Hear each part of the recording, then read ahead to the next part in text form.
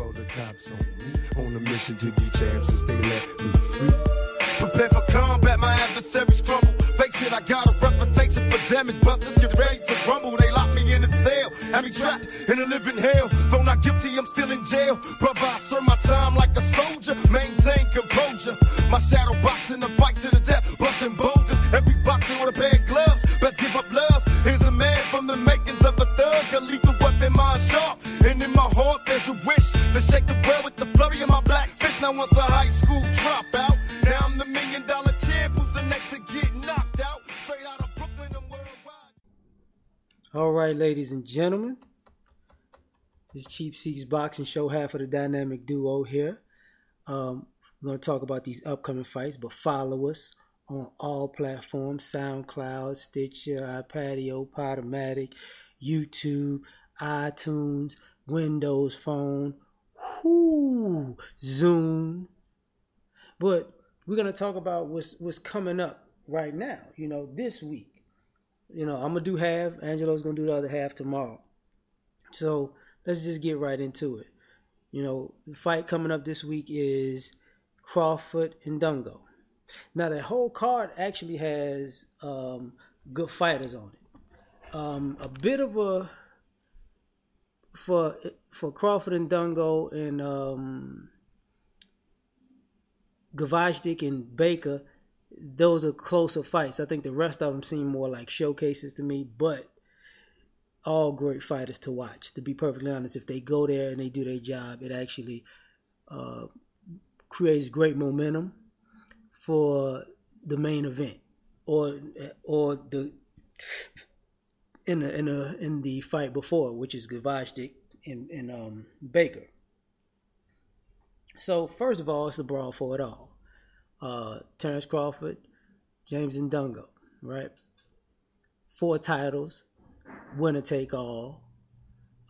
Let's get back to the undisputed champion in a division, which I think is going to be a running theme in the next couple of years, in the next few years, because I think fighters are going to unify divisions, like just be the undisputed champ.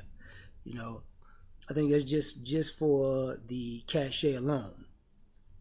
So, in my opinion, everything is in Crawford's favor. Better fighter, hometown, known to get people out of there.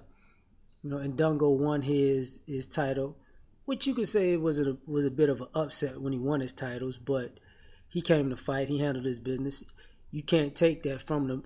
You're supposed to take the title and take it from the champ. That's what he did. So he's a formidable opponent. He can't be overlooked and act like, oh, well, it's just, this guy who has no chance against Terrence Crawford. No, he's a champion. Like, he holds 2 belts. Like, we're not talking about somebody who's just a tomato can. I'm sorry. But does Crawford have all the advantages? Yeah, he absolutely does. And I think, I keep saying James, but it's Julius. But Julius Indongo has a lot to offer, But, yeah, Crawford has his skills are definitely better, The question is his warm-up period. I mean, Julius will have to basically put it all out there in the first 3 to 4 rounds, because everybody who's watched Terrence Crawford for years would say that, he's a slow starter. He figures you out and then he just destroys you. So be wary of the day when he figures you out in 2 rounds, because then it's all downhill, But not to say that some people he does figure out faster than others, and some people they can't get his respect in the ring, so he just bulldozes them. He's a bully, and like I said before, I have no problem with that. Carry on, May the force be with you. But yeah, I think better skill set, be able to fight, orthodox and southpaw, pounces on people when they hurt, patiently, so he can, if he catches you, he's gonna make sure he gets you out of there. He's not gonna put himself in a position where he might get clipped and the momentum shifts. If he got to catch you one time and while you're a little dazed, take it to the body, wear you down, clip you a little bit later, and then take you out, he will do so, which I love about him. He's a calculated, smart fighter. Who can dislike that? And he's exciting because of the sway of starting slow, figuring people out, beating the brakes off of them, and getting out of there. It's always it's a peak. It climaxes at a certain point where, now it's over. So if Julius Indongo has a chance, it has to be in the first 3 to 4 rounds. I don't think anything will be in his favor after that. I'm sorry. But he is a champion. He is a good fighter, but I don't think he's better than Terence Crawford. That's just my personal opinion. Moving on to Gvozdyk and Baker. See, could be a closer fight. I think Baker's only lost once. But I think Gvozdyk is just a better fighter, better momentum. More confident. He's the expected winner. Baker's definitely the underdog. And this is one of those showcase fights where, depends on, we will expect Crawford to close the show in dramatic fashion and be an undisputed champion, which would actually climax the show on ESPN, which is a good look. But you would expect Gvozdyk to actually entertain the fans by basically destroying a formidable opponent whose record is very credible in a division that can take on somebody else, depending on who the next fight is. You're probably going to call out Ward, maybe Kovalev, maybe Barrera, light heavyweight. So it just depends, man. It really depends on where this goes, Maybe even Joe Smith, maybe. You never know. You never know. I think it's just a good fight. It's a good fight for that night, for the night. I think it's an epic night with a decent card with the names on it. Even before him, is Mike, yes indeed, Reed, and Robert Frankel. This is where I think these are the showcase fights to me. Because the opponents from these fights down, when it comes to Reed, Walters, Alvarado, Brian Jennings, the opponents' records say they're professionals, but they may not be good competition for a top-tier fighter at all. But you never know. Once somebody steps in the ring, anything can happen. Anybody can have their moment, their night. You never know. But when it comes to Frankel and Reed, I like Mike Reed. I think, he gets it done. He's too short. His reach is too short. He's built too stocky. He's whatever you want to say he is. What he is also as a winner, and he wins, and he finds a way to win, and he gets it done. So I don't see any change happening. What is it, Friday or Saturday? I don't see any change happening on Saturday because the guy can flat out compete and win, and I think he's just gonna win this fight and step up to a high level and make a name for himself. I think he's gonna give people in his division problems. When the other names come up, and that's the problem with I think with his weight class is I guess with the retirement of Timothy Bradley, that kind of gives him an avenue to get in the mix more. Same thing with Terrence Crawford. If he could win these titles, put his mark down in history and move up. You never know. But I think, I would love to see what Mike Yes Indeed Reed has to offer, because yes indeed he's a good fighter. Nicholas Walters fighting Arturo Reyes, or Arturo Santos Reyes. I think you're gonna slowly see the Axeman come back. That's what I think. Like slowly but surely, you're gonna see the Axeman of old return, because he hasn't been active. Now, what's weird is, we spoke about this when he fought Lomachenko. It's like, before that, people fall out with Bob Arum. He puts him on ice. Then he threw Walters in there with Lomachenko, basically bone dry with ring rust. But you got to admit, Walters is a heck of a fighter. So if he's active, he becomes a problem for his division. There's nobody who can say active Nicholas Walters is a problem for anybody in any weight class. He's a monster but this is all up to Bob Arum, whether he's gonna let the man fight or go with this back and forth. We've seen it in history with Arum. I mean, Mikey had the same problem. Bradley had the same problem. Maybe even Donaire had the same problem. But I think his was more self-imposed because of being a family man. But, we've seen Arum's fighters have that inactivity problem. Also, Mike Alvarado is on the card, making his comeback. I keep coming back, keep pushing at it, man. Wishing you the best. I mean, actually, Mike Alvarado wins. Maybe Mike Alvarado versus Mike Reed. You never know. That because Arum keeps it in the stable. So if Alvarado wins, I said if he's the favorite in this, he's committed. He wants to be a champion again.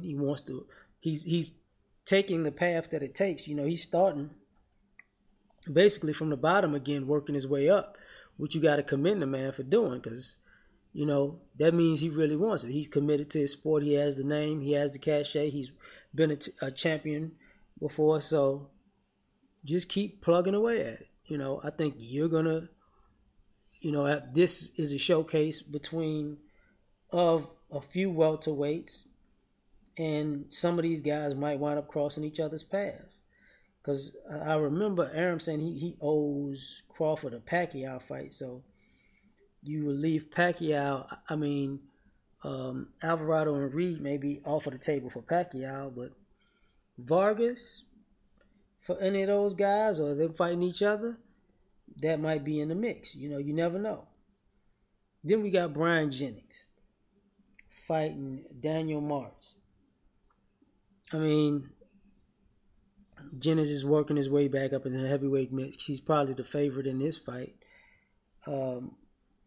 But, I think just as being a heavyweight by itself, he's going to have to market himself, because he's had good opportunities. And the question is, what is he going to be able to do? Because, I mean, the Mountain, rather, he's fighting Daniel Martz. So the Mountain is a big guy, and he has a decent knockout percentage. So the thing is, he's going to try to catch him. And that's the thing about heavyweight fights.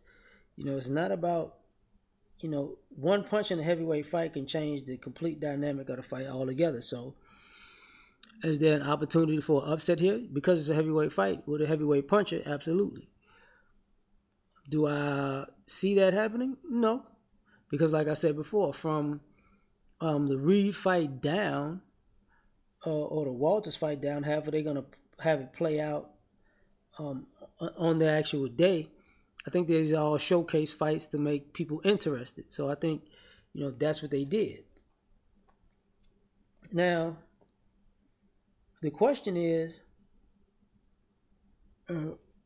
what's next? I think it's a good setup to put it on ESPN. I think they're going to have to.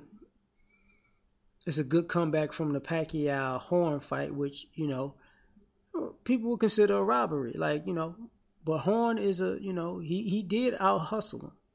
He did outwork Manny. So, but anybody who watched the fight would feel like Manny won the fight and he got robbed in Australia, and that's a bad look for your first show on ESPN, even though controversy sells. Let's just be honest. The controversy of it is still playing out to this day. So if you it might have had a bad night in one particular eye in boxing, but if your next go around, Crawford does his thing, kind of pushes that under the rug. Gavashtik handles his business. That makes the card all the more exciting if the Axeman shows up. Lord have mercy. Mike Reed's probably going to win. Alvarado's, he's got power. He'll knock a person out. So, the card is set up to be exciting, maybe short and sweet, because there should be a few knockouts, maybe the Jennings fight goes all 10, maybe. I don't think the Alvarado fight goes all 10. I think Alvarado probably gets him out of there in 4 or 5, because he's a hell of a puncher. Axeman, maybe 6.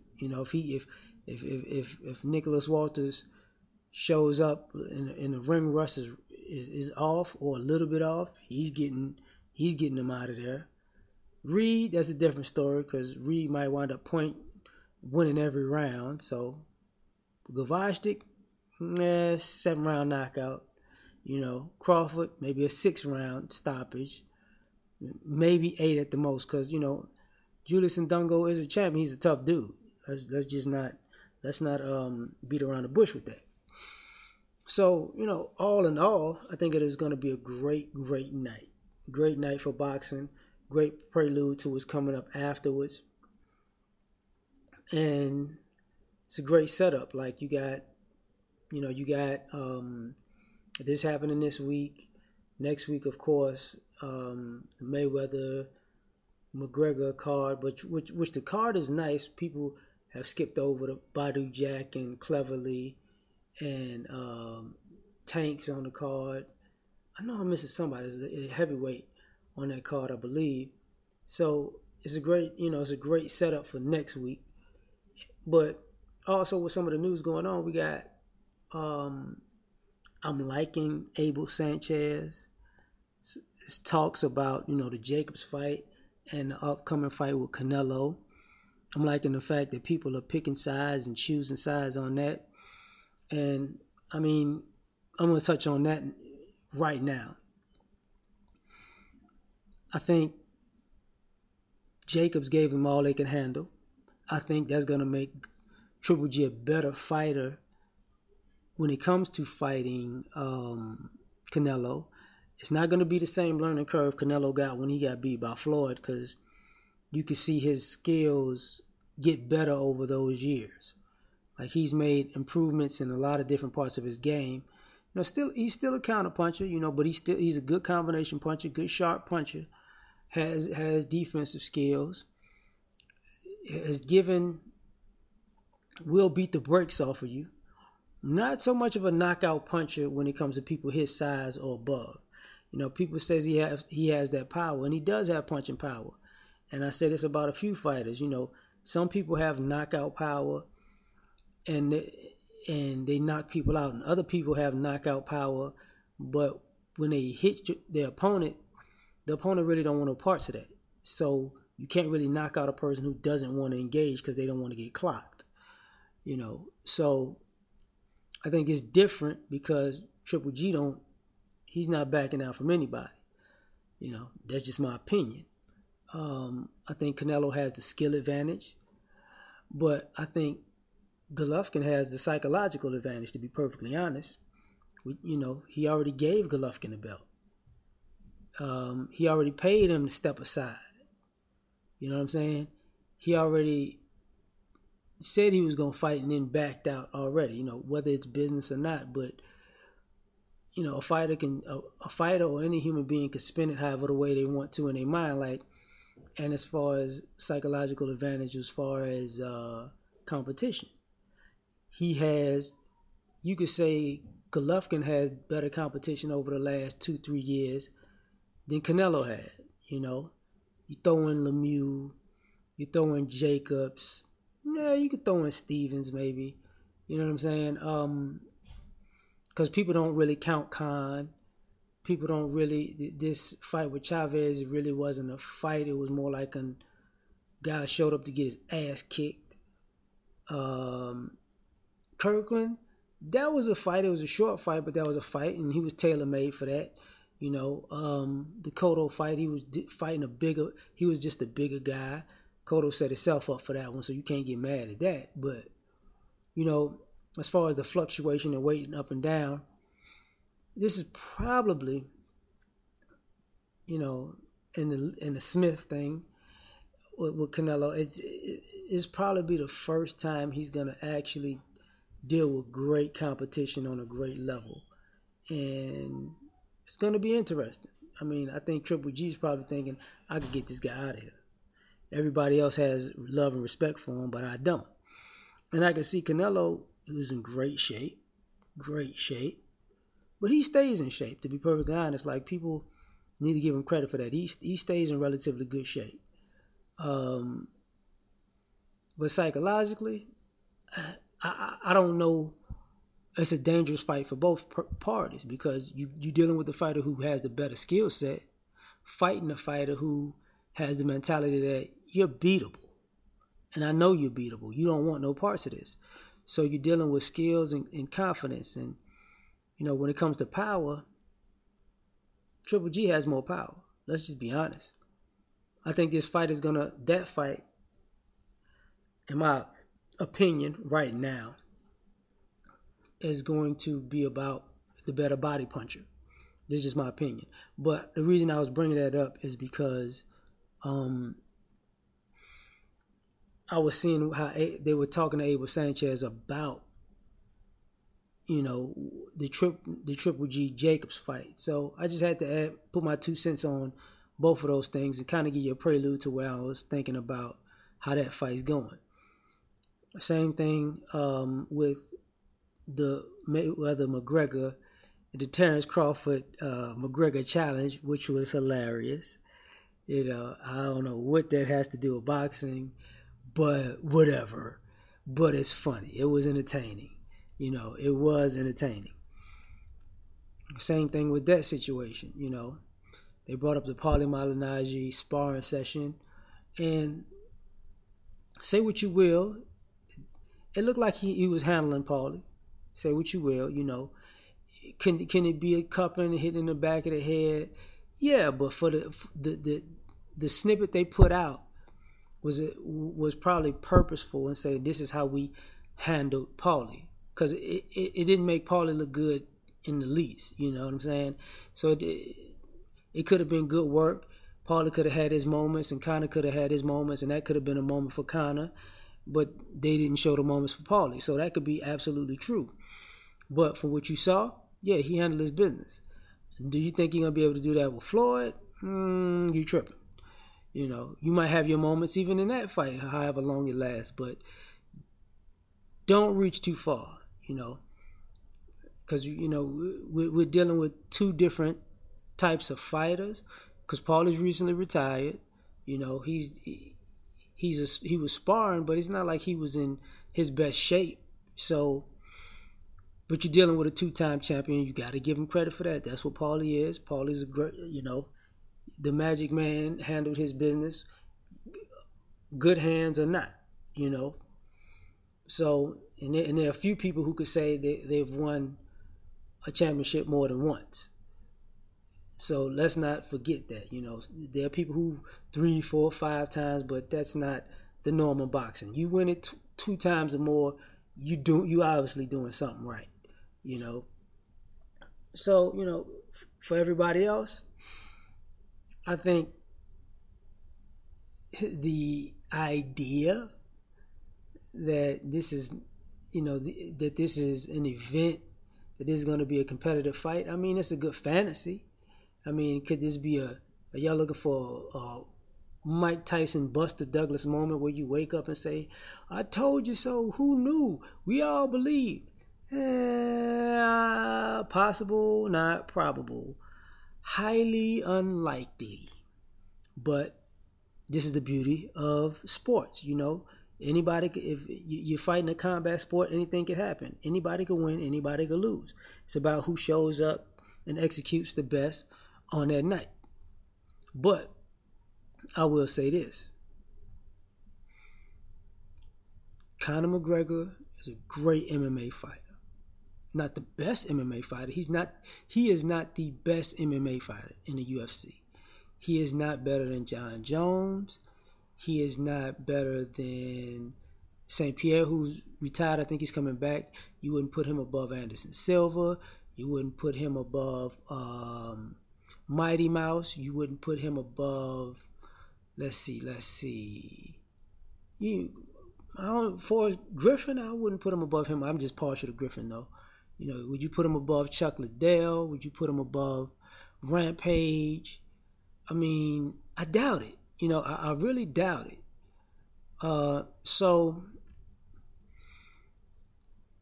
But to switch sports, it's not a good idea. Like, LeBron James says he could play football.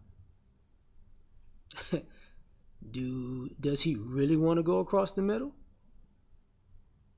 Really? Like, seriously? He could dunk like that. He could beat his chest, but do you really want to play the Steelers and go across the middle? No, you don't. Two different, to be a professional at basketball, you're still a novice at football. To be a professional at MMA, he's a novice at boxing. He's a good boxer for an MMA fighter, but he's not a good, boxer. That's the thing. But I do get it. He's unorthodox, just like Madonna was unorthodox.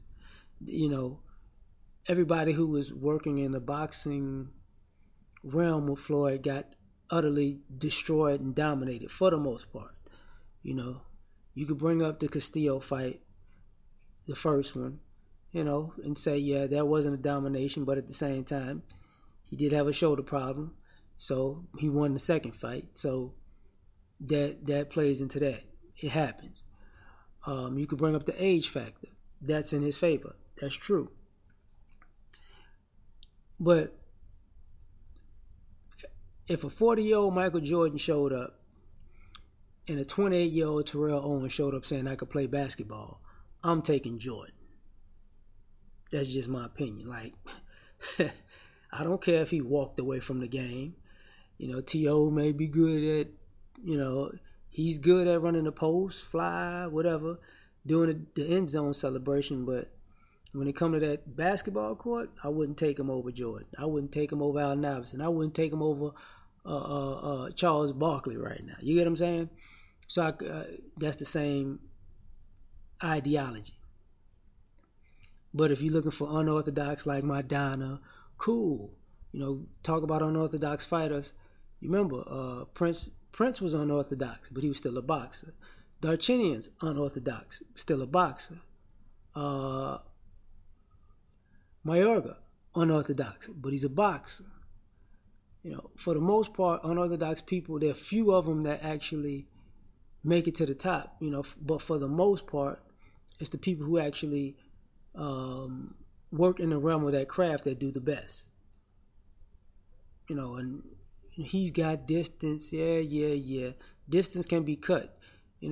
People seem to forget, like, MMA gloves, boxing gloves, two different gloves. He can get walked down. It's not about the power that you have. It's about the power that you can take. Everybody can punch, but can you take a punch and keep going? And that's what most MMA fighters can't do. Most MMA fighters don't have a good chin. People just don't want to say that, but that's the truth. Some of them do, but for the most part, when you see them get punched, they get rocked, they get dazed very easily. And I'm not even bringing up elbows and kicks and shins and knees, just regular old punches. So, and they don't know how to work when they're hurt. That's another problem. So, I mean, if you're looking for something, you know, you're looking for hope, fine. You know, I brought all this stuff up because I wanted to give you guys a little extra, because I want to stretch this thing a little bit further out and talk about boxing in all the realms, because this is what people are talking about right now. But for the most part, I wanted to stick to the subject in the beginning about the fight that goes on this weekend. So if you want to watch something, tune into it on ESPN. It's going to be a great show, you know. Now this is where the fighters fight and the fans commentate. And we do it just like that, from the cheap seats, because we ain't buying no tickets, goddammit. Peace. Killer, please believe that I'll never be shamed again. Again, I'll be the next heavyweight champion. Call me crazy, but no one can fake me. I'm the product of the projects, lost and crazy. Throw your hands up, Mr. Bruno. Ride, Big Mike Tyson about to brutalize that ass tonight. No hesitation for the whole nation. I'll beat that ass so bad I'll probably violate probation. Through demonstration as I strategize information. Intent to kill, so it's real like I'm catching cases. Let the world know I plan to die. If I don't leave with what I can.